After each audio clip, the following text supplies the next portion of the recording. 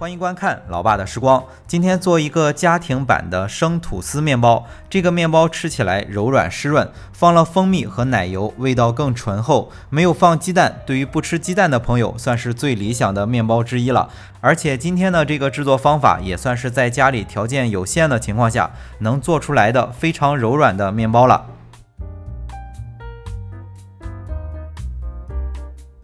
这款面包是用烫种的方法来做，首先是加热50克的牛奶，煮沸之后立马倒入30克的高筋面粉里，快速搅拌成均匀的面糊状，然后放在一旁放凉备用就行了。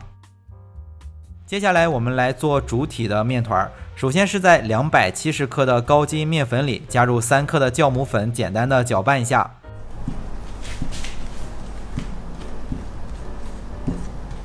接着再依次加入20克的白砂糖，140克左右的牛奶，30克的淡奶油，糖放的比较少，所以再加入20克的蜂蜜。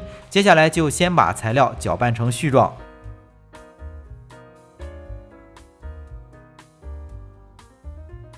搅拌成絮状之后，把刚才的烫种面团加进去，接下来就下手把材料揉成一个面团。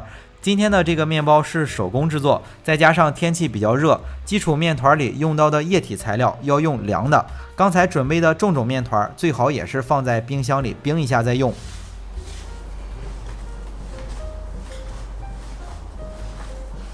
揉成一个比较粗糙的面团以后，再加入3克的盐，20克软化的黄油。加入黄油之后，面团刚开始揉起来会比较粘，我们就像洗衣服这样去揉，也就揉个2-3分钟吧，就不怎么粘手了。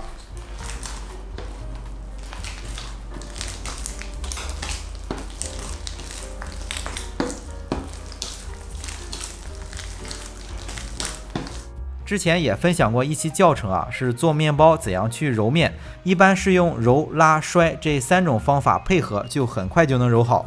今天做的这个面包还不用出手模，做出来还能更省时省力一些。那不出手模怎样去判断面团揉没揉好呢？首先是面团要揉的比较光滑，其次是拉开这个面团的时候感觉比较顺滑，拉开的时候比较轻松还不断，就像做拉面一样，就算揉好了。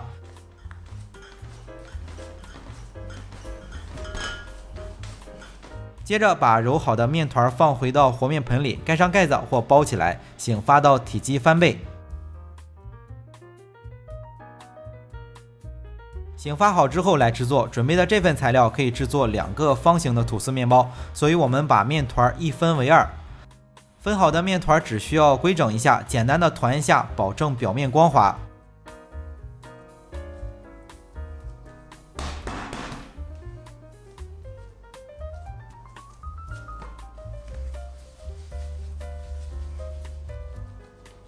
接下来在模具里刷上一层黄油，方便烤好之后取出来。模具的规格是250克的方形模具2个。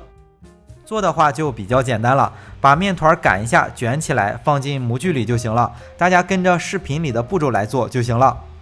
很多朋友在家里做面包会感觉做出来的面包不如面包店里的软，一个是家里的条件有限，醒发箱一般也都没有，再加上家用的烤箱密封性比不了商用的，导致各个环节锁不住水分。还有就是有一种材料叫面包改良剂，里面的成分可以改善面包的组织，使制作出来的面包更柔软，组织更细腻，锁水性更好。这种材料可能个别的商家做面包的时候会稍微放一点。那为了更好的解决这个问题，在家里也能做出比较软的面包，就可以用到这个烫种的方法来做。这种方法可以提高面团的吸水性，让面包做出来更柔软。把面包做好以后放在模具里，盖上盖子就可以2次醒发了。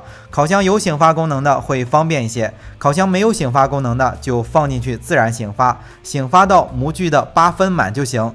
醒发好之后取出来，烤箱就可以升温了。烤箱的温度设定是把烤箱预热到上火140度，下火140度，放在烤箱的偏下层烤40分钟左右。烤箱只有3层的就放在下层。如果用的烤箱比较大，像80升以上的烤箱，就适当的增加10到20度。如果是用的比较小的烤箱，像30升左右的，就适当的减少10到20度。面包烤好之后，脱模放凉包起来，放好几天都不硬，而且放到第二天比当天还要软。放的糖也不多，早晨起来加点火腿、鸡蛋都非常的合适。喜欢在家里做面包的朋友可以试试这款面包啊，这个面包也是在家里能做出来的面包里算非常软的了。好了，为了方便大家去记视频中所需要的材料，视频下方的备注栏或留言区有文字版的配料，有问题可以在留言区留言。大家如果喜欢老爸做的美食，可以帮忙关注点个赞，谢谢大家。那今天的这期美食到这里也就结束了，也祝大家生活愉快。